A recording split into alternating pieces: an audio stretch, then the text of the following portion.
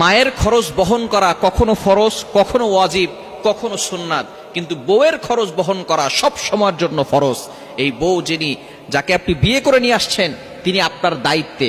আপনার মায়ের হাজবেন্ড রয়েছে, আপনার মা আছে, আপনার বাবা আছে, সুতরাং আপনার মায়ের দায়িত্ব আপনার বাবার। সুতরাং আপনার জন্য প্রেক্ষাপট অনুযায়ী আপনার জন্য কখনো ফরজ হবে খেদমত করা, দায়িত্ব পালন করা ফরজ হবে, কখনো ওয়াজিব হবে, কখনো সুন্নাত হবে, কিন্তু বউয়ের দায়িত্ব পালন করা সব সময় আপনার জন্য ফরজ।